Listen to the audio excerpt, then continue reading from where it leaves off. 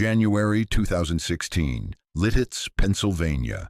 The winter in Lancaster County is not kind. It is a gray, permeating cold that settles into the limestone bedrock and refuses to leave. But for 125 years, the town of Lititz had a defense against the winter. It had a heartbeat, and it had a scent. A factory doesn't just make product, it makes weather. For a century, the Wilbur Chocolate Factory bled cocoa into the wind. Warm, bitter, fat, sweet. So the town learned to taste its own air. You could walk Main Street in the dead of January and feel that invisible softness settle on your tongue before you ever bought a single piece of candy. The smell was a second layer of reality. It was as reliable as the brick sidewalks, as constant as the Reading Railroad tracks that bisect the town. It was the smell of the local economy burning calories. Then, one morning, it isn't there. It didn't leave in a dramatic way. There was no explosion, no fire, no final steam whistle, screaming into the night. Just absence. A sudden blankness where something massive had lived. The kind of quiet that makes people pause on their porches, coffee in hand, listening for a familiar mechanical rhythm that simply isn't playing anymore. Inside the factory, the silence is violent. The depositing machines stand with their mouths closed. The conveyor belts hang slack like dead nerves. The miles of copper piping cool and contract with tiny metallic ticks, like the bones of a giant settling after a long illness. Steam, once the factory's breath, thins to nothing, and as the last heat drains from the building's veins, the scent that once ruled Lititz slips out through cracks in the old mortar and disappears into the Pennsylvania winter. A town can survive unemployment, a town can survive a recession, but when the air itself stops telling you who you are, something deeper breaks loose. This is the story of that breaking point. Chapter 1. The Hardware Man and the Iron. Age. He does not begin as a candy man. He begins with metal. In the mid-1800s, American cities are growing the way fire grows, quick, hungry, bright at the edges, blackened in the center. Streets fill with carts and horses and men whose hands are permanently stained by work. The air in industrial neighborhoods tastes like coal and wet timber and rust. Brick buildings rise with a blunt confidence. Thick walls, narrow windows, roofs built to hold snow and smoke. Hardware is the invisible backbone of all of it. Nails by the pound, screws in small, heavy boxes, hinges that squeal until oil quiets them, bolts that bite down into beams and refuse to let go. In a hardware store, you can smell the world being assembled. Iron filings, linseed oil, oiled leather, the faint, acrid tang of machine grease. You learn, without poetry, how things hold, how they fail, how a fraction of an inch in a thread can decide whether a door swings cleanly or grinds itself into ruin. Henry Oscar Wilbur grows up in that logic. He learns the truth that industrial America teaches early, that creation is not magical, it is mechanical. It is a system of forces and tolerances. A good hinge is not romantic, but it is faithful. A bolt doesn't care about beauty, only pressure. Hardware trains a mind to respect weight, to respect friction, to respect heat. Those lessons matter later, because chocolate, in the end, is not a fairy tale either. It's metallurgy you can eat. But first, Wilbur lives in an age that worships steel and steam. The nation is in love with industry, with the idea that everything, land, labor, time, can be processed into profit. Factories run like gigantic hearts, thumping rhythm into neighborhoods. Steam engines exhale white clouds into cold air. The sound of machinery becomes a new kind of church bell. In Philadelphia, the city moves with the metallic confidence of an expanding empire. Cobblestones vibrate under wagon wheels. Rivers and rail lines carry raw materials in and finished goods out. Warehouses squat along streets like monolithic animals. their bellies full of crates and barrels. It's here that Wilbur meets Samuel Croft. Croft is already in the world of confectionery, but this is not the sanitized candyland of modern advertising. This is sugar as industry, heavy sacks hauled with aching shoulders, kettles the size of bathtubs, molten syrup that can burn a man down to bone in a second. Early candy making is dangerous because it asks ordinary materials to behave like extremes. Heat pushed past comfort, pressure pushed past patience. A boiling kettle is a blunt weapon. Sugar doesn't just get hot, it becomes a living sticky lava. It clings to skin, it refuses to let go. Men who work these rooms learn to move with a cautious grace, fast enough to keep up, careful enough to survive. And there's dust. Cornstarch dust, sugar dust, fine as flour, light as fog, floating in the air, invisible until it finds a shaft of sunlight. Dust is a quiet threat in industrial spaces. It settles on rafters, it coats beams, it waits, a spark, a careless flame, a static snap from a wool sleeve, and the whole room can become a sudden, roaring flash. This is the America Wilbur enters. Not sweet, but combustible. His partnership with Croft is not built on whimsy. It's built on mechanics and commerce. Wilbur understands machines and supply chains, the rhythm of ordering and selling, the way a small process becomes a larger flow. He understands that an industry survives not on inspiration, but on repeatability, on the ability to do the same thing every day, without failure. In the candy rooms, he sees the crude beginnings of modern manufacturing. Men stirring syrup with wooden paddles, sweat darkening their shirts as heat climbs into their faces, metal ladles clanging against kettle rims, the smell of caramelizing sugar turning from pleasant to sharp as it nears burning. And then, slowly, something stranger enters the picture. Cocoa. It arrives not as romance, but as cargo. Burlap sacks bulging with beans shipped from far away, beans that have been picked from pods the color of bruised fruit, fermented in heaps that steam under tropical sun, dried until they rattle like small stones. When a sack is cut open, the smell is not candy. It is bitter, earthy, almost animal, a scent like damp wood and tannins and smoke. A cocoa bean is hard. It resists.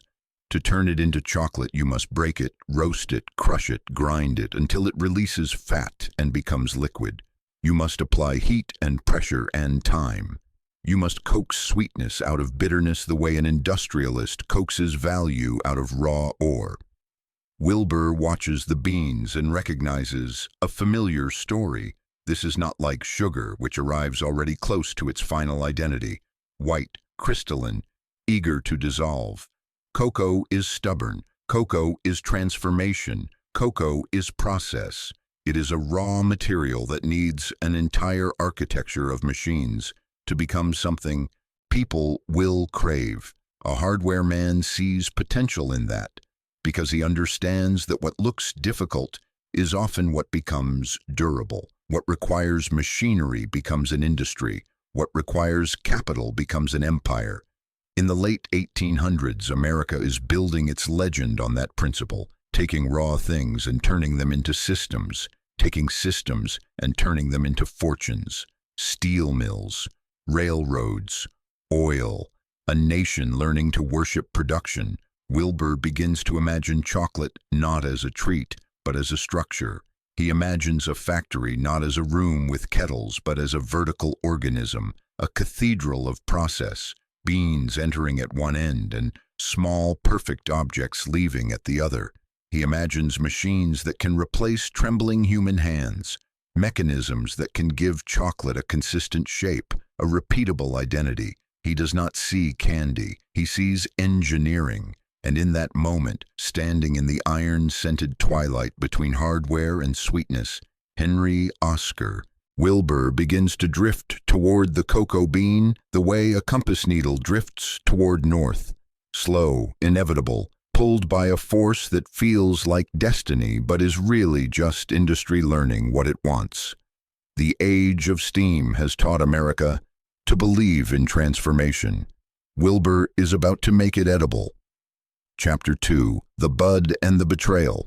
1893 arrives like a hinge in time. The world is loud with innovation. Cities hum with electricity. Factories multiply. Machines become more precise, more hungry, more capable of turning human labor into rhythm. In the confectionery world, this means something specific. Chocolate is beginning to move from artisanal craft to industrial certainty. Chocolate, when warm, behaves like a living thing.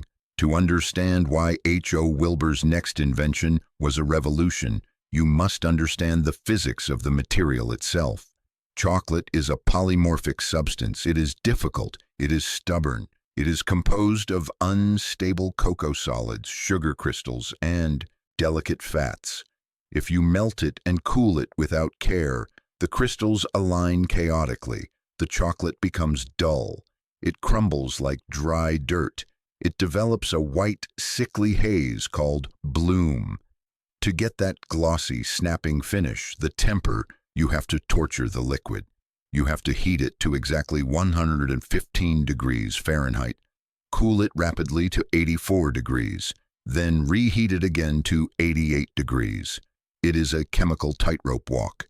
This is where the depositing machine enters the story, not as a novelty but as a piece of industrial theology, a mechanical answer to an ancient problem. How do you make a small thing perfectly shaped again and again without relying on the imperfect tremor of a human hand? Wilbur's new machine didn't just drop chocolate, it managed this temperature curve with obsessive precision. Picture it as a metal mouth above a moving surface. Above it, a reservoir holds chocolate at that precise, critical temperature, warm enough to flow, not so hot it scorches, kept in a state of glossy obedience.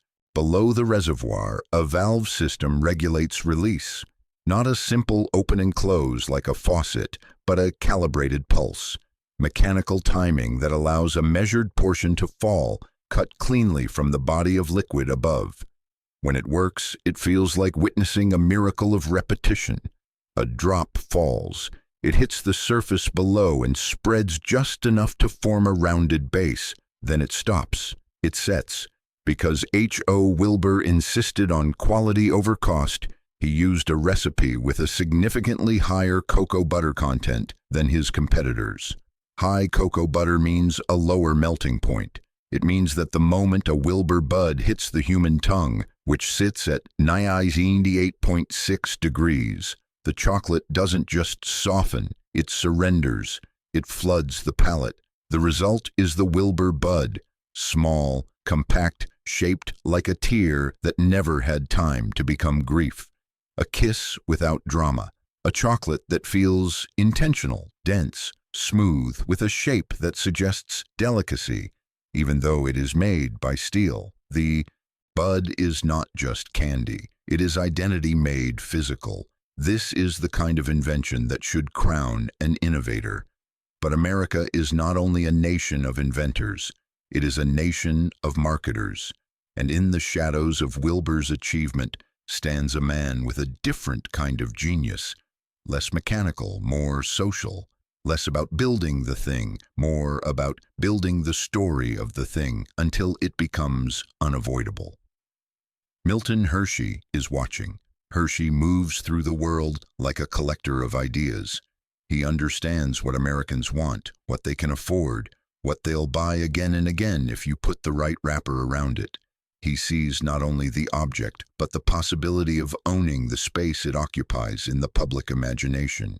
He sees Wilbur's Bud and recognizes the power of a small, repeatable chocolate. But he also sees the weakness. In a world that is becoming obsessed with scale, the innovator who makes the thing is not always the one who owns the market. Time passes. The early 1900s arrive with their own relentless momentum. Factories grow larger, Railroads tighten their grip on logistics. Advertising becomes a new kind of machinery. Posters, slogans, packaging designed to enter the mind the way steam enters pipes. In 1907, Hershey launches the Hershey Kiss. It is a familiar shape, but it arrives wearing armor, foil. Foil is not just decoration, it is strategy. The foil catches light, turning the chocolate into a tiny treasure. It keeps fingerprints off. It protects the surface from bloom and scuffs. It makes the candy feel clean, modern, engineered for mass distribution. The paper plume, the little strip at the top, becomes a signature you can recognize instantly, even in a mixed bowl of sweets. A brand flag planted in every hand. And behind it is mass production, larger machinery, faster lines, a whole industrial apparatus designed to flood the market. Where Wilbur's Bud is a jewel crafted by process, Hershey's Kiss becomes an army. This is the betrayal. Not a betrayal of friendship, not a betrayal spoken aloud, but the cold betrayal of capitalism. The idea that invention is merely a step and ownership belongs to whoever can scale fastest and shout loudest. Wilbur makes a form, Hershey makes it famous. Wilbur is the craftsman in a world that is beginning to reward the salesman. He is the hardware man facing a new kind of machine, advertising, one that doesn't spin belts or grind beans but grinds attention into loyalty. And in that shift, something essential changes in American industry. Innovation, once a kind of sacred labor, becomes vulnerable to marketing's hunger. The maker's legacy can be swallowed by the marketer's empire. A shape can be stolen, polished, wrapped in foil, and sold back to the world as if it were born somewhere else. In the mouth, chocolate melts the same either way, but history does not. Chapter 3. The Cathedral of Cocoa. Why Lititz? It's a question that sounds simple until you hold it up to the machinery of history. Factories do not land in towns by accident. They follow water. They follow rail. They follow the silent math of labor and supply and cost. But sometimes they also follow something harder to quantify, a kind of industrial intuition, a sense that a place has the right bones for a legacy. In the early 1900s, Lancaster County is dairy country. Fields stitched together by fences, farms that smell of hay and manure and warm milk. Cows move slowly in the mist, their breath visible on cold mornings. Milk is not just food here, it's infrastructure. It's a steady supply, dependable as sunrise. For chocolate, milk matters, not just as an ingredient but as a symbol of consistency. In an age before the modern cold chain made everything possible everywhere, proximity to fresh milk is power. Milk chocolate is a marriage between the tropical bitterness of cocoa and the local softness of dairy, global and domestic fused into a single meltable identity. Then, there's water. Not all water is equal in a factory. Water carries minerals, and minerals carry consequences. Limestone water, filtered through ancient rock, has a particular character. It can be cleaner, steadier, less corrosive to boilers and pipes.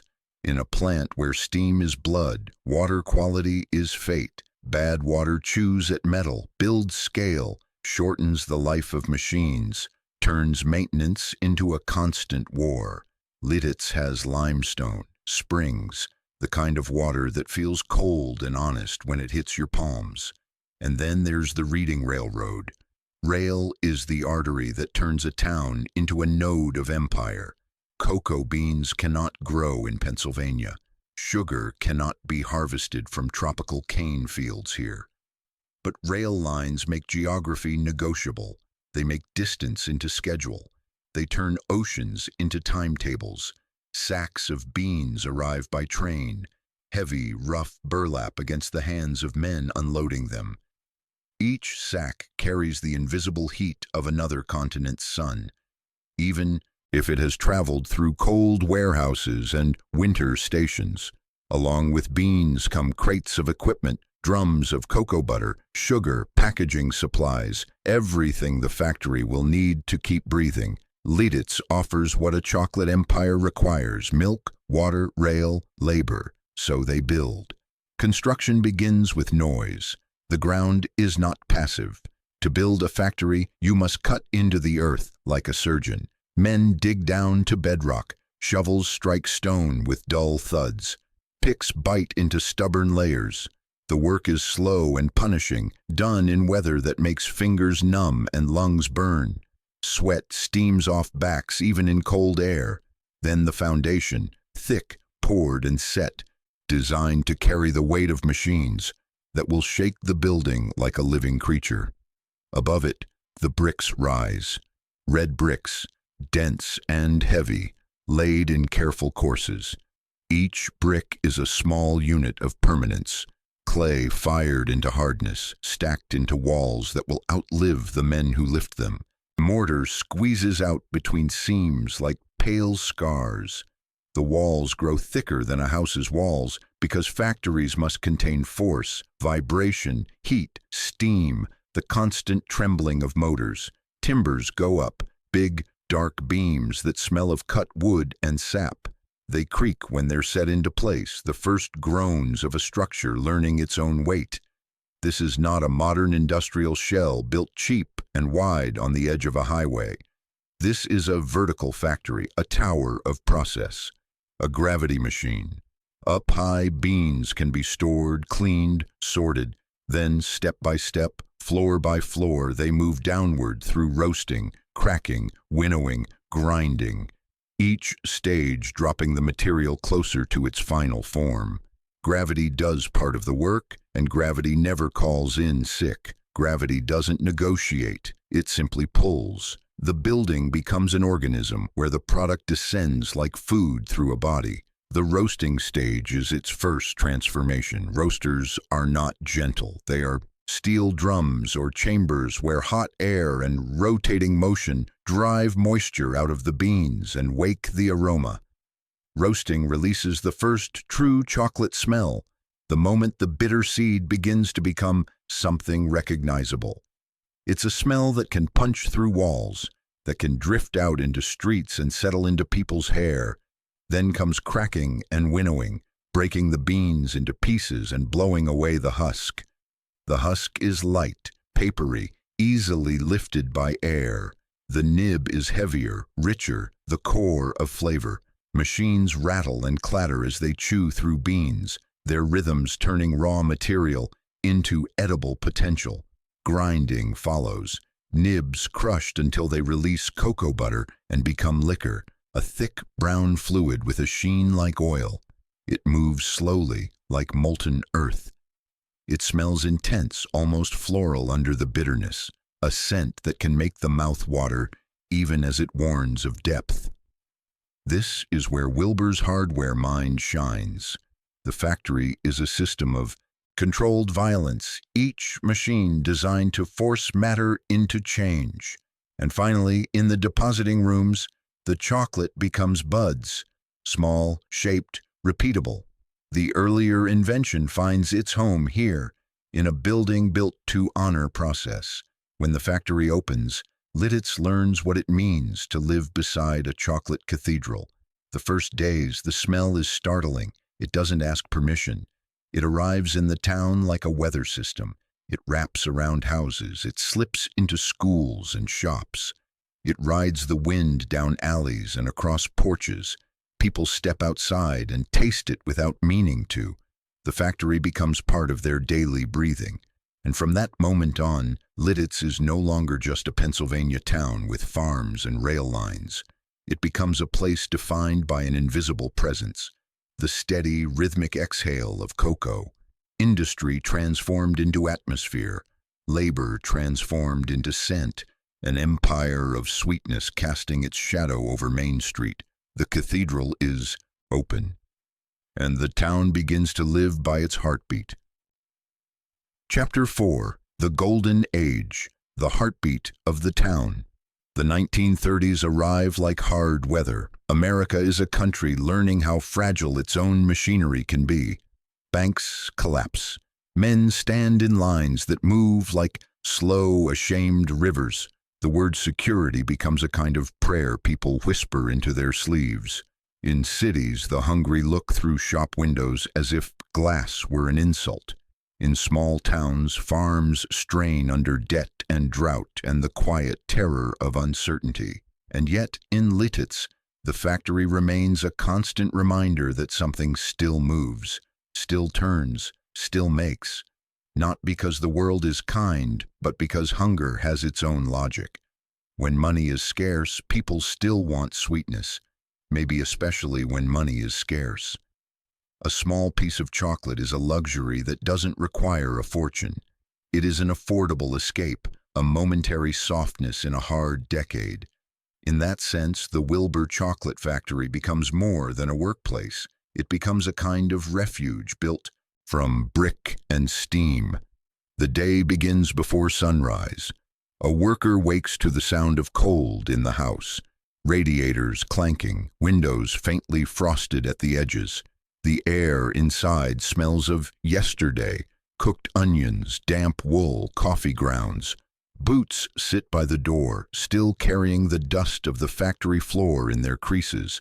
Hands that will spend the day with machines wrap briefly around a mug for warmth, then let go because warmth is not something you hoard when time is waiting. Outside, the town is quiet. Streetlights hum, snow crunches or mud sucks at the soles depending on the season, and always, even in the dim early hours, there is the factory, its brick mass visible like a dark cliff against the pale sky. The factory calls without speaking. The worker answers by walking. Inside, the first thing that hits you is temperature. Factories in winter are strange climates. Near the doors and windows, cold creeps in like a thief. But deeper inside, where boilers breathe and machines grind, heat pools in thick pockets. You can feel it on your face as you move. Cold to warm, warm to hot, like walking through invisible curtains. Then the smell. It is not a single smell. It's layered, like the town itself, but stronger, closer, more intimate. Raw cocoa is bitter and sharp.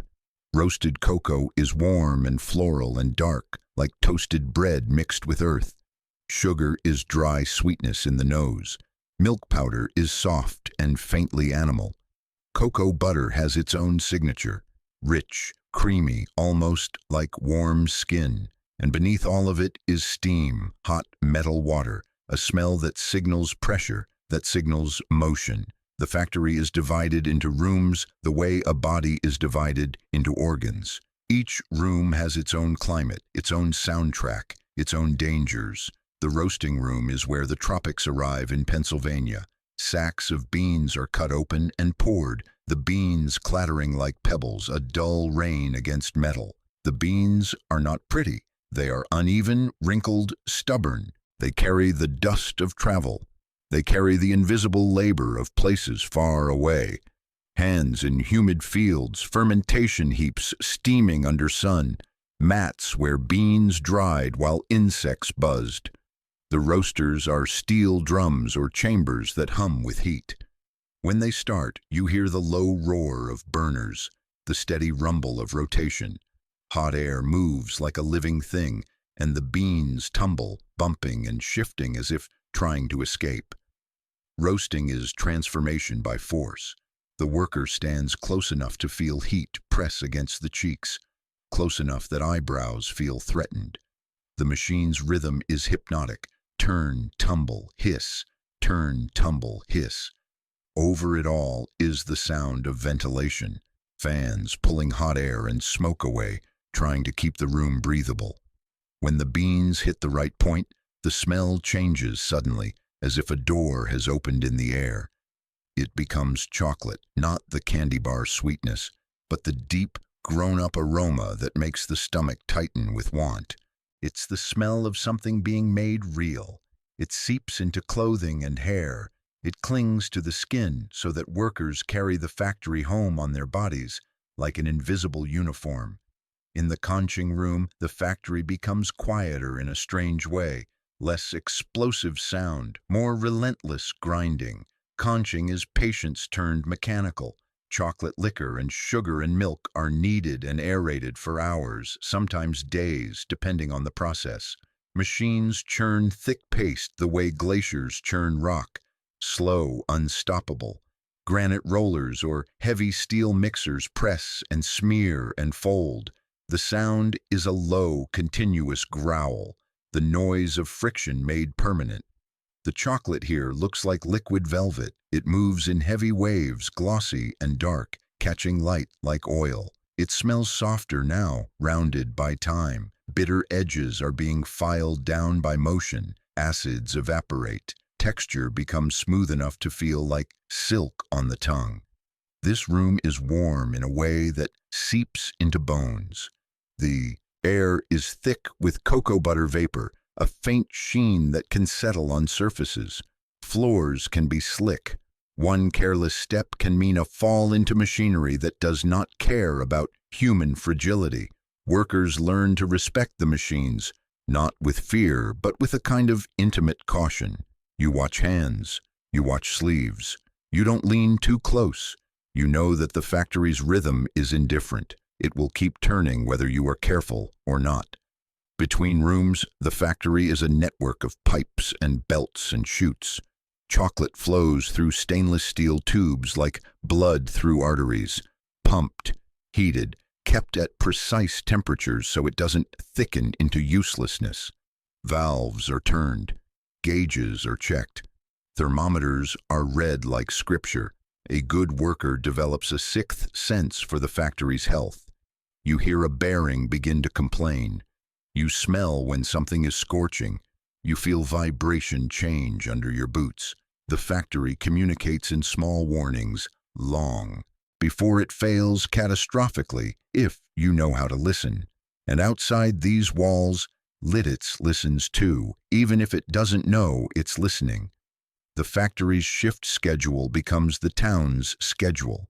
Lunch bells become schoolyard rhythms. A whistle or a change in steam release becomes a signal. The day is turning. The work is changing hands. Time is moving as it should. In the 1940s, war arrives. The factory does what factories do in wartime. It becomes part of the national machine. Chocolate is energy, morale, comfort. It's a small piece of home in a soldier's pocket, a reminder that sweetness still exists in a world of metal and blood. The factory's output ties Lititz to battlefields it will never see, to ships crossing oceans, to muddy camps where men chew chocolate as if chewing could summon peace. The workers feel pride and exhaustion braided together. The shifts get longer. The pace quickens. Machines run hard.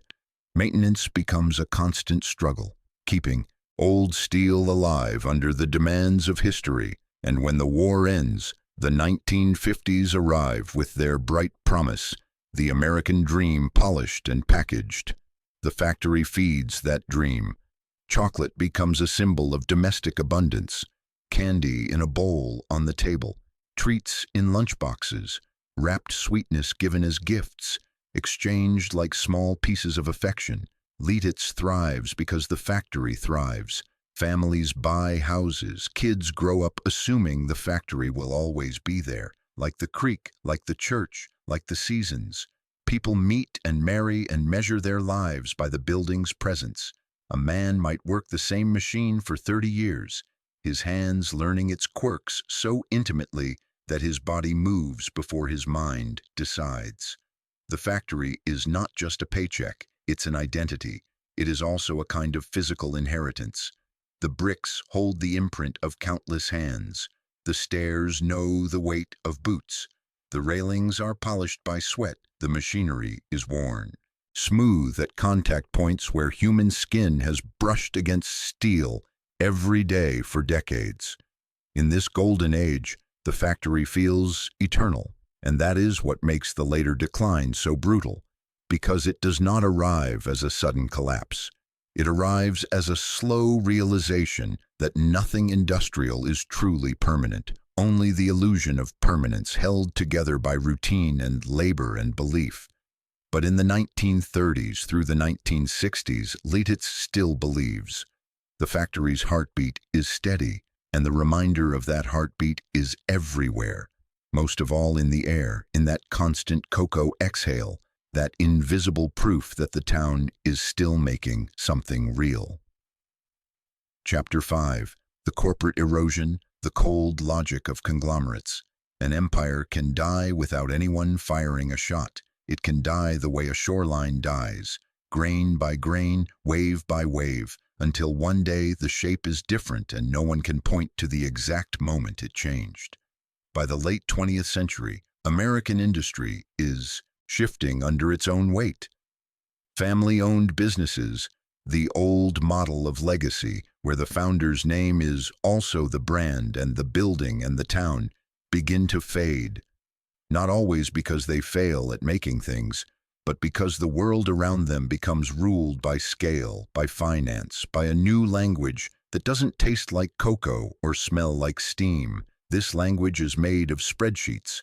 In it, a factory is not a cathedral of labor. It is an asset, a line item, a cost center, a unit of output measured against competitors and markets and quarterly expectations. In this language, nostalgia is not a strength. It is a liability. Wilbur, once rooted in family identity and local rhythm, enters that new era, and in 1992 the company is sold to Cargill.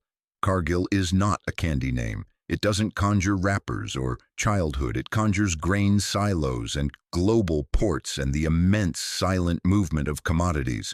It is a massive agribusiness trader, cold in the way oceans are cold. Not cruel, just indifferent to small lives. To understand what that sale means, you have to understand what Cargill is. Cargill deals in scale that dwarfs towns. It touches soy and corn and cattle feed. It moves bulk goods like a shadow economy, unseen by most consumers, but shaping what appears on every grocery shelf. It speaks the language of global supply, harvest yields, shipping lanes, futures contracts, margins measured in fractions that become fortunes when multiplied by millions of tons. When Cargill looks at chocolate, it doesn't see romance. It sees raw material, cocoa as commodity, sugar as commodity, milk solids as commodity, ingredients to be optimized, sourced, hedged, traded. And it sees factories as nodes in a network. The Wilbur plant in Lititz is old, beautiful in its way, brick and timber, vertical and stubborn.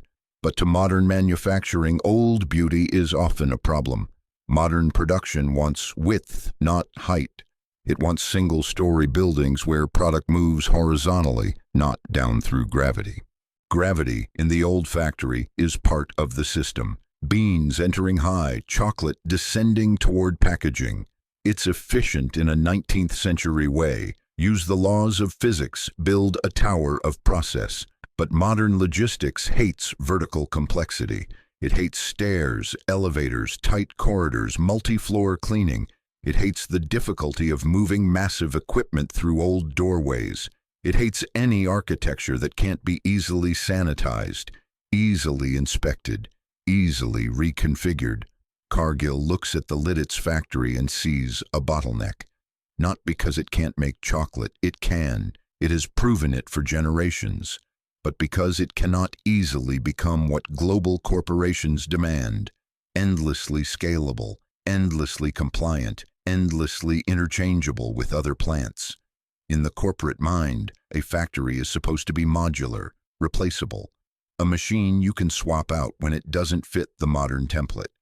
The romance of the Wilbur family name, this sense that a product is tied to place, tied to people, tied to a brick cathedral that perfumed an entire town, does not show up on balance sheets. What shows up are maintenance costs, downtime, structural limitations, regulatory upgrades, insurance risk, and regulations are tightening. Food safety is becoming more formal, more demanding. Standards are no longer just about making something edible. They are about proving on paper that every possible risk has been anticipated and controlled. Cleanability becomes religion. Documentation becomes ritual. Audits become an endless cycle of proving innocence. A 100-year-old brick building is not built for that kind of scrutiny. Brick is porous. Timber can harbor moisture. Old floors have cracks. Old drains were designed for another era. Retrofitting becomes expensive. Every improvement is a negotiation with architecture that resists being modernized. The workers feel the change before they can name it. They see new managers who don't know the machines.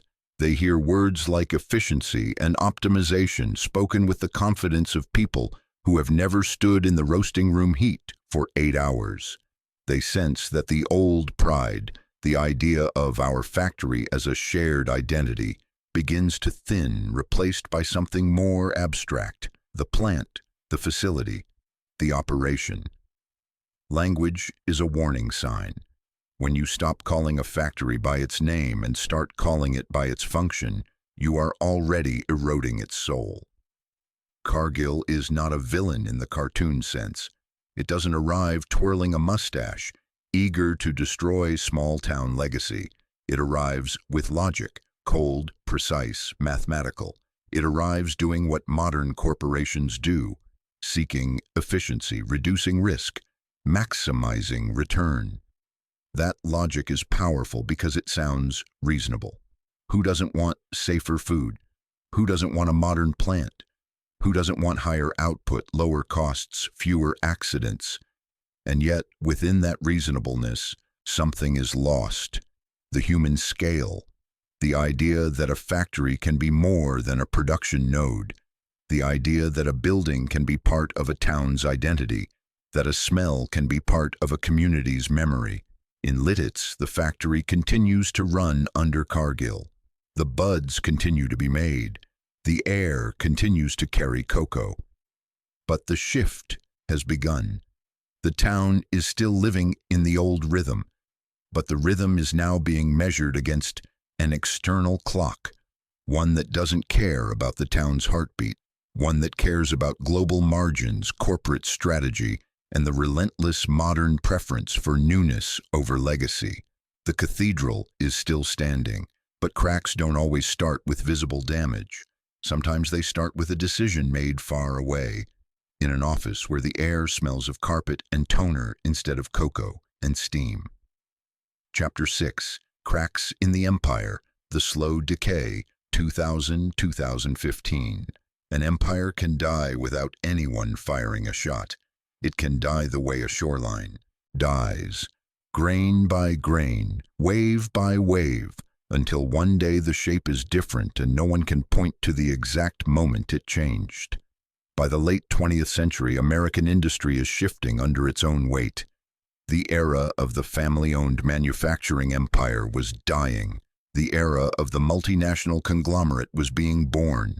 The confectionery industry became a battlefield of consolidation. The big fish were eating the little fish.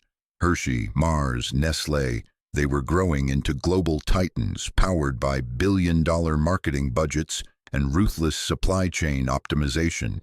They were turning candy into a commodity. The Wilbur Company, with its dedication to quality and its refusal to compromise on expensive, time-consuming processes like long conching, began to look less like a competitor and more like an acquisition target. The family eventually sold. The company passed through hands, losing a piece of its soul with each transaction. It became a line item in a corporate portfolio. The distinct pride of H.O. Wilbur and Sons was replaced by the cold efficiency of quarterly reports. But the factory kept running, the workers kept working, the smell kept wafting over Lititz, until 1992. That was the year the multinational agribusiness giant Cargill acquired the Wilbur Chocolate Company. We must pause here to understand the scale of the beast that just walked through the door. Cargill is not a business. It is a nation-state disguised as a corporation. In the early 1990s, the global food supply was undergoing a radical, invisible shift. The era of the grocery store was ending. The era of the supply chain was beginning. Companies were no longer interested in simply owning the brand on the wrapper. They wanted to own the molecules inside the wrapper. Cargill bought Wilbur not because they loved the romantic history of Lititz, Pennsylvania. They bought it because they controlled the ships that brought the cocoa beans from West Africa. They controlled the refineries that made the corn syrup. They controlled the soy lecithin. By buying the factory, they were simply securing a destination for their own commodities. To a conglomerate of this size, the Wilbur factory was just a valve, a way to process raw material into value-added goods. And when you look at a historic building through the lens of a commodities trader, you do not see heritage, you see friction, you see inefficiency, you see a structure that is fighting against the flow of global capital. When Cargill looked at the beautiful, sprawling, archaic red brick factory in downtown Lititz, they didn't see a cathedral. They saw a bottleneck. They saw a building that was too tall, too old, and too slow. Modern manufacturing hates gravity. Modern manufacturing wants horizontal lines. It wants single-story facilities stretching over acres of flat land where forklifts can zip back and forth without waiting for a freight elevator. It wants computer-controlled temperature zones, not drafty brick, walls and century-old windows that rattle in the winter wind. The Lititz factory was a masterpiece of 19th century engineering, but in the 21st century, it was a liability. The very things that made it iconic, its location in the heart of a town, its verticality, its history, were the things that doomed it. The romance of the Wilbur family name, this sense that a product is tied to place, tied to people, tied to a brick cathedral that perfumed an entire town, does not show up on balance sheets. What shows up are maintenance costs, downtime, structural limitations, regulatory upgrades, insurance risk, and regulations were tightening. Food safety was becoming more formal, more demanding. Standards were no longer just about making something edible.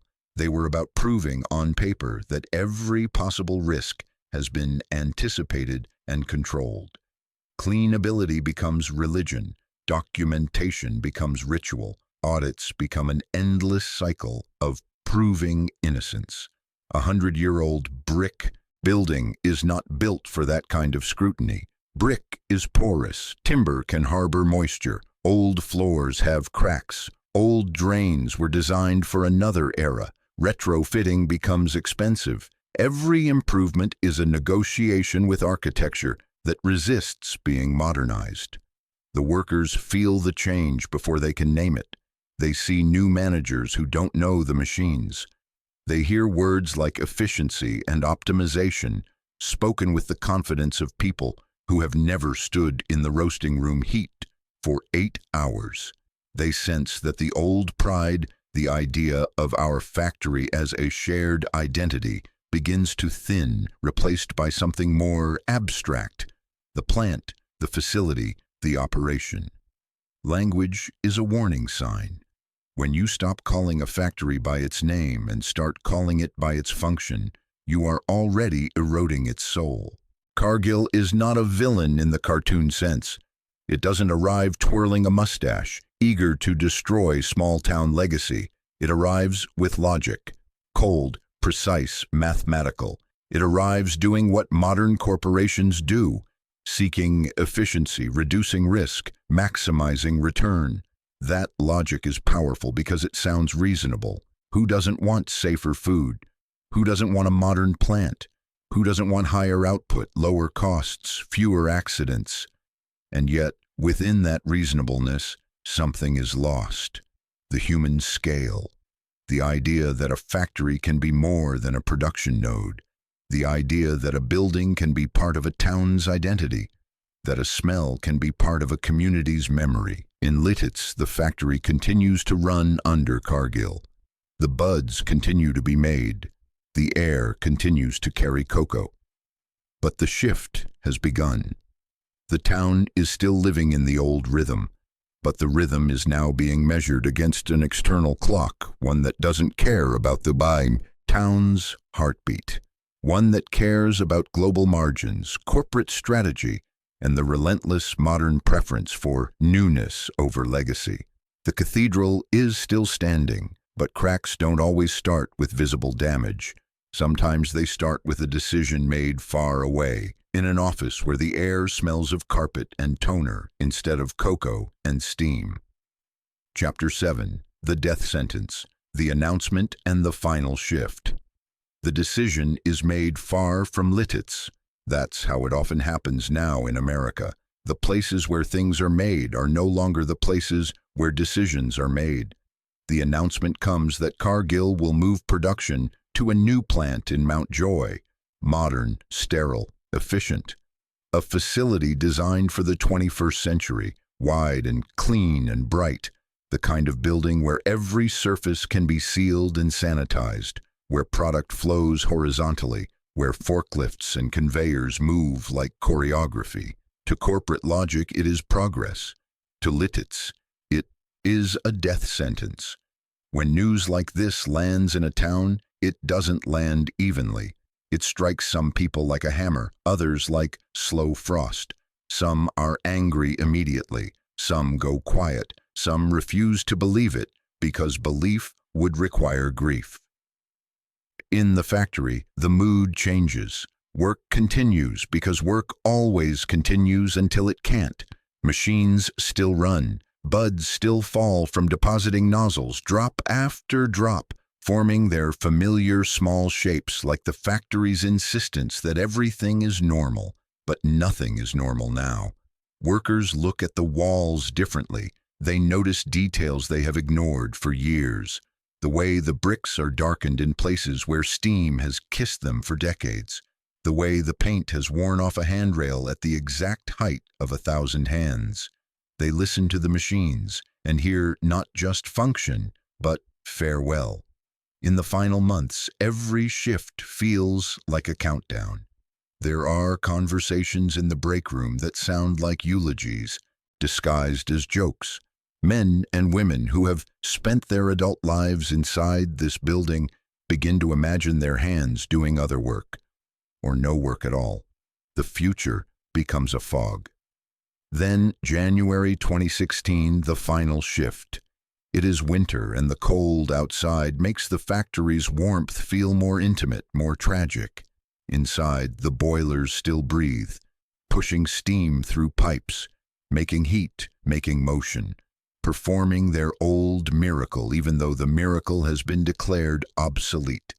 The last batches run through the system, roasters turn, the smell rises one more time, thick and undeniable. Cocoa nibs grind down into liquor, dark and glossy, flowing through pipes like a final offering. Conches churn, their low growl like an animal that doesn't understand why it is being put down. The depositing machines continue their rhythm. Release, drop, set. Release, drop, set. A bud forms. Then another. Then another. Each one looks identical, but in the mind of a worker watching, each one is weighted with a different kind of meaning. Each one feels like a tiny monument, a final proof that the factory still knows how to do what it was built to do. When the moment comes to shut things down, it is not dramatic. A valve is turned, a switch is flipped, a gauge needle falls.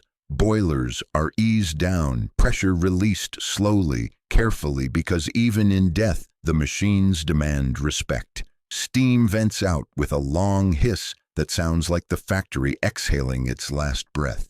Motors wind down, belts slow. The constant vibration beneath the floor fades, leaving a strange sensation in the worker's body, as if something inside them has stopped too. Then silence arrives fully. It isn't peaceful, it's heavy, the kind of silence that makes small sounds feel obscene.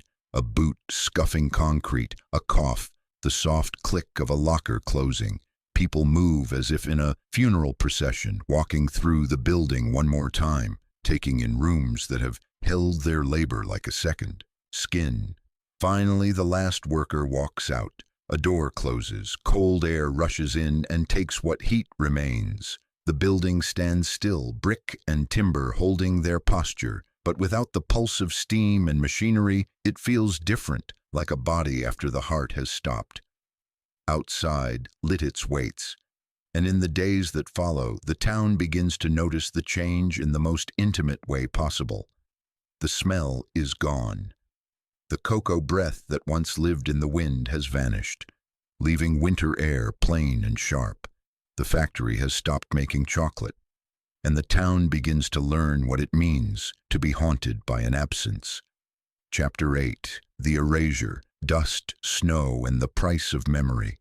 The factory does not vanish like a story ends. It vanishes like a body is dismantled. First come the fences, temporary metal ribs set around the old brick cathedral, as if it's contagious, as if grief needs a perimeter. Then come the machines that do not feel, cranes that pivot with slow, indifferent grace, excavators whose arms bend and curl like steel insects. Their buckets are blunt jaws. Their teeth bite into history without hesitation. On a cold morning, the first impact is a sound you feel in your ribs. Brick gives way with a crack that is both sharp and dull. Sharp in the moment, dull in the aftermath, like a bell struck and then swallowed by distance. Dust blooms outward, a pale cloud that looks almost soft until you remember what it is. Powdered mortar, powdered clay, the ground-down remains of the walls that held a century of heat. The dust settles on snow. There is something obscene about that, the way destruction becomes visible as a stain. White winter turned gray-brown, footprints tracking through it. A town literally walking through what used to be its identity. Men stand back and watch. Some are former workers, some are just locals. They watch without cheering, without shouting, because what do you say when a building that shaped your life is being chewed apart by rented machinery? The demolition is not only physical, it is philosophical. Industrial heritage is an awkward concept in America. We love beginnings and reinventions. We love clean narratives. We don't always love the messy middle, the labor, the danger, the sweat, the years of repetition that make the product possible. A factory is often remembered only after it's gone, when nostalgia can safely turn it into an aesthetic. And real estate has its own kind of hunger. The land under the factory is valuable not because of what happened there, but because of what could happen there next. Condos, boutique hotels, curated experiences. The old brick facade becomes a costume, kept, preserved, admired, while the guts are removed, the machinery gone, the grime scrubbed out like sin. The cathedral becomes a backdrop. Inside, the new spaces will be bright, tasteful, designed. People will sip lattes where men once stood, sweating beside roasters where cocoa dust once hung in the air like a fog. They will talk about charm and history, unaware of the deeper truth. The history has been sanitized into decoration.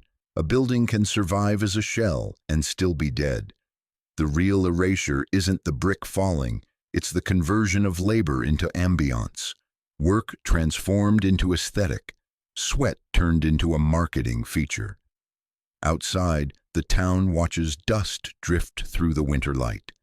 And somewhere, under that dust, the factory's ghosts keep working, because the mind doesn't stop making what it has always made, even when the machines do. Chapter 9. The Ghost of Main Street. Same chocolate, missing context. Lititz changes its face. It becomes a place people visit on purpose. There are tourists now, people with cameras and weekend plans. They come for quaintness, for shops that sell the idea of small-town America in tidy packages. They come for craft beer, artisanal bread, curated nostalgia. They walk down streets that once carried workers in heavy boots, their shoulders already tired before the shift began. And the Wilbur Bud still exists. It is still made. It still melts. It still tastes, chemically, like chocolate should taste. Cocoa solids, cocoa butter, sugar, ratios held steady by modern control systems.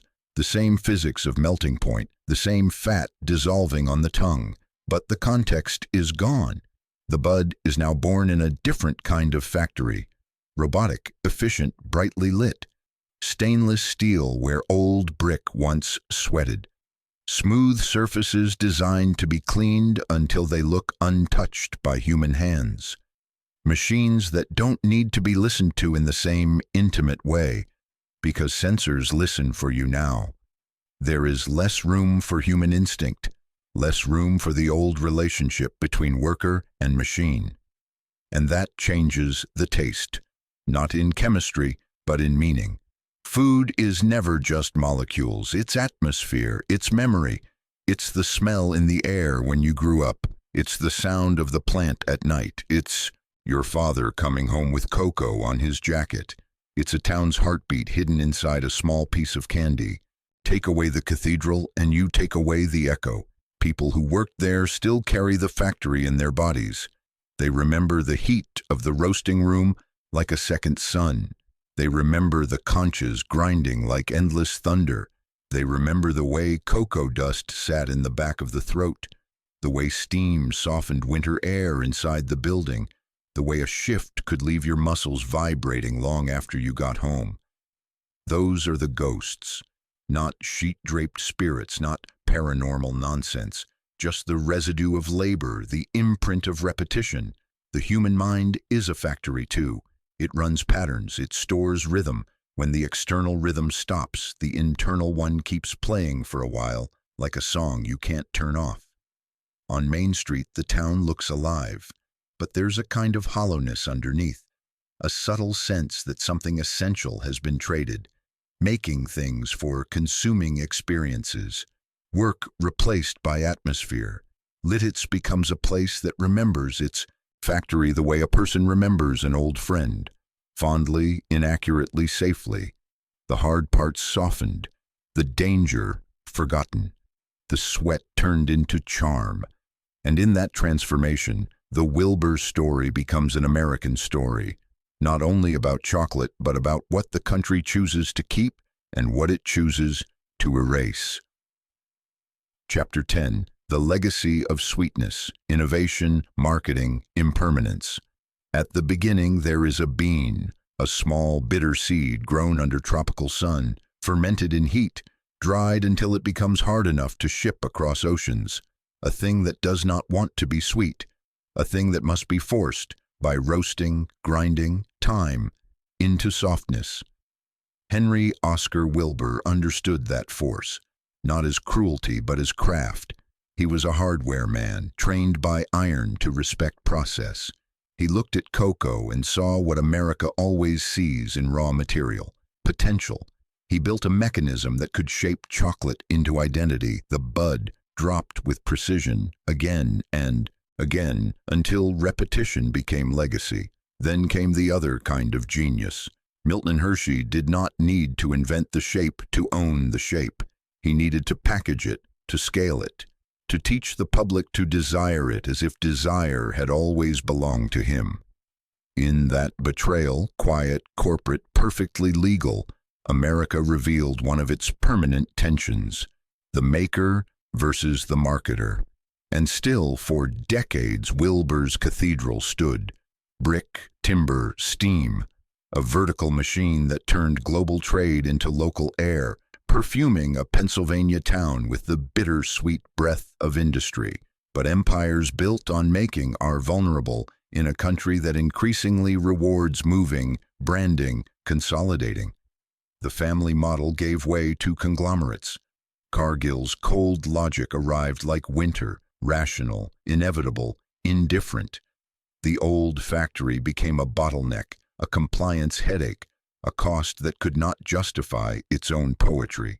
And so it died the most modern death, announced in a meeting, executed by logistics, mourned in silence. Now, in the place where the factory once stood, there is something cleaner, more profitable, more photogenic, and that is the final lesson hiding inside a piece of candy: impermanence. Not just of buildings, but of identities. A town can be built around a smell and lose it overnight. A legacy can be reduced to a brand, separated from the place that gave it weight. If you hold a Wilbur Bud in your hand, Foilless, small, dark, you are holding a tiny monument to a lost empire, not an empire of kings and armies, but an empire of labor, steam, and repetition. An empire that once made something real every day with heat and pressure and human hands. Chocolate melts, factories close, bricks fall, and America keeps moving, trading the act of making things for the act of consuming the idea of them. Sweetness without sweat, history without grime, experience without labor. The bud remains, a small, bittersweet echo, a reminder that the air once smelled different here, and that a town once breathed an industry like it was a kind of prayer.